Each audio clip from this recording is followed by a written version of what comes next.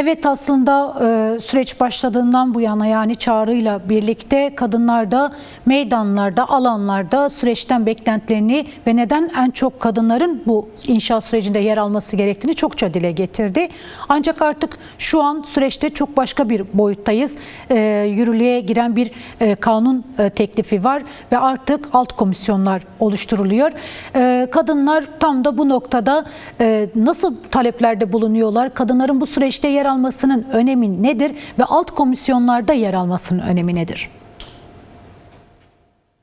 Evet, biz Barış'a ihtiyacım var kadın inisiyatifi olarak birçok talebimizi dile getirdik vaktinde ve her zaman bu barış mücadelesinde, inşasında, kadın özgürlüğüne giden yolda tüm kuvvetimizle yer almaya devam edeceğiz. Öncelikle bizim Meclis İzleme Komisyonu'nda oluşturulacak tüm alt komisyonlarda, kurullarda, mekanizmalarda yer alma kararlılığımız sürüyor. Alt komisyonlarda bir kadın hakikat komisyonu oluşturulmasını da talep ettik yeri geldiğinde. Henüz bu konuda bir adım görebilmiş değiliz ama gerçekleşmesi için mücadele etmeye devam edeceğiz. Aynı zamanda kadın hareketinin kendi bağımsız mekanizmalarıyla oluşan bir izleme komisyonu olması talebimiz var ve bunun resmi olarak sürecin muhatabı olarak tanınmasını çok gerekli görüyoruz. Çünkü kadın mücadelesi barıştan ayrı tutulabilecek bir şey değil. Özel savaş politikaları, erkek devlet şiddeti her zaman en çok kadınları etkilediği yeri geldiğinde, Türkiye'de, Kürdistan'da da benzer şekilde. Ve hani en basitinden örnekleri görüyoruz hala süreç içerisinde olmamıza rağmen çerçeve yasa teklifinden bir süre önce TCA sözcüsü Ayşe Gökkan, yol arkadaşımız 19 yıldan uzun bir süre hapis cezası verildi kendisine. Sadece birkaç gün önce ise Halep'te Kürt halkına, Kürt kadınlarına yönelik işkenceleri protesto eden hemşire arkadaşımız mesleğinden men edildi. Yani biz bu süreç içerisinde hala o erkek egemen devlet aklının da devam ettiğini görüyoruz bir yandan. Bu yüzden kadınların müdahil olmasının, izlemesinin, kadınların fikirlerinin, yorumlarının alınmasının çok değerli bir yere basacağını düşünüyoruz. Evet. Kadın Hakikat Komisyonu'nun da özellikle bu konuda işe yarayacağını düşünüyoruz. Evet, peki aynı zamanda kadınlara dönük politikalar da sürüyor Türkiye'de ve Kürdistan'da. Hem özel savaş politikalarıyla hem de kadın kırım politikalarıyla kadınlar sürekli hedef alınıyor ve kazanımları da gasp ediliyor. Önce nafaka hakkı, ondan önce İstanbul Sözleşmesi ve aslında aile yılı yasasıyla kadınlar kendi yaşamlarından koparılmaya çalışılıyor erkek devlet el birliğiyle. Bununla ilgili nasıl bir değerlendirmeniz olacak? Bunları bu kadar tartıştığınız bir dönemde, bu kadar eylemler yaptınız, mücadele yürüttünüz bir süreçte. Aksine devlet kadınların yaşam hakkını önemli bir boyutta yargılayan, hani cezasızlık politikalarını ortadan kaldırmak yerine kadınları yargılayan ve kadınların haklarını gasp eden bir noktadan yaklaşıyor.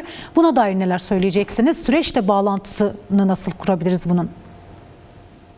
Evet. Öncelikle evet, dediğiniz gibi aile yılı, hatta aile 10 yılı ilan edilmiş durumda ve sürekli önümüze kadın düşmanı, fobik yasalar, yasa tasarıları gelmekte. Hepsine karşı bir şekilde eylemlik uyguluyoruz ama bir sonrakinde yine aynı durumları, kadınların en temel haklarını indirgeyen, gözünden çıkaran yasaları görüyoruz, görmeye devam etmekteyiz. Gülistan'ın davasında, Rojin'in davasında hala açıklanmayan onlarca yani faillik durumu söz konusu. Hala bunların sorunları, muhatapları tamamen göz önüne çıkarılmış değil. Evet, bir süreç içerisindeyiz. Yavaş yavaş belki ortaya çıkıyor. Ama bu süreç devam ederken bir yandan erkek devlet dediğiniz gibi Kürt kadın hareketine, sosyalist kadın hareketine, feminist kadınlara, genel olarak Türkiye'de, Kürdistan'daki bütün kadınlara da silahlarını bir şekilde doğrultmuş durumda. Ayşe Gökkan örneğini verdiğimiz gibi az önce. Yani bu savaş politikaları, erkek egemen ideolojik akıl kendini geride bırakmadan biz süreci bir şekilde o demokratikleşme aşamasına getiremeyeceğimizi düşünüyoruz. Ve biz bunun için mücadele ediyoruz. Barışı inşa etmekte kadınların sadece bizim kendi belli bir politik bilince sahip olan kadınları değil, hatta yeri geldiğinde o egemen ideolojisinin tahakküm altında duran kadınlara da erişip bir arada olarak, barışı onlara anlatarak, barışın toplumsallaşması için onlarla birlikte de mücadele ederek ve özellikle yasanın gereği silah bırakan arkadaşlarımızla beraber barışın inşasında ve kadın özgürlük mücadelesinde yol alarak bizim bir faaliyetler gerçekleştirmemiz gerekiyor. Çünkü şu an bu süreçte bu iktidar tarafında, bu erkek devlet tarafında diyelim, kadınlara belki de en ağır saldırıların uğradığı dönemlerden geçiyoruz. Peki kadınlar tam da bu noktada bundan sonraki örgütlenme ağını nasıl kurmalı, nasıl bir araya gelmeli? Sadece Kürt kadınları veya barışı isteyen, barış için mücadele eden kadınlar değil. Yani bir bütünen tüm kadınların ortak olabileceği, içine dahil olabileceği bir barış süreci nasıl sağlanabilir? Kadınların bu noktadaki örgütlülüğü ve ortaklaşması ne kadar önemli? Evet, çok gerekli, çok önemli olduğu vakitlerden geçiyoruz. Biz de aynı şeyi kendi içimizde de tartışıyoruz yeri gelince. Biz bir aradayız, evet biz barışı istiyoruz, barış için mücadele ediyoruz. Belli bir politik bilince sahip olan kadınlar olarak. Ancak biz o hani ev emeği sömürülen kadına nasıl ulaşacağız? Yeri gelince egemen ideolojilere kayabilen kadınlara nasıl ulaşacağız? Onlara mücadelemizi nasıl anlatacağız? Evet. Özellikle hani belki mahallelere inerek, mesela Ankara özelinde mahallelerdeki kadınlarla bir araya gelerek, ki böyle etkinlikler yapılmıştı. Keçiören'de Kadınlar Barışı Konuşur etkinliği yapılmıştı Sümeyye Bozvekil'le birlikte. Böyle etkinliklerin, böyle bir araya gelişlerin, onlara üstlenci bir dilden ziyade bizim bu mücadelenin, barış mücadelesinin, savaşa karşı mücadelemizin ne kadar önemli olduğunu, kadın özgürlük mücadelesiyle Kürt halkının özgürlüğü mücadelesinin birbirinden ayrılamayacağını anlatmamız, bunu dillendirmemiz ve yeri gelince onların da problemlerini, hani ekonomik problemler, kadın yoksulluğu çok büyük bir problem. Evet.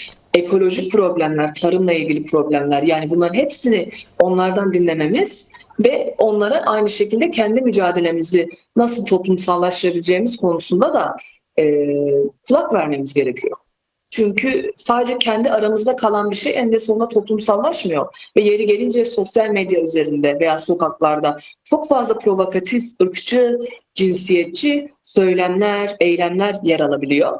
Ve bunların önünü kesemiyoruz yeri gelince. Ama biz bunları, bu insanlara nasıl ulaşabileceğiz diye düşünmemiz gerekiyor.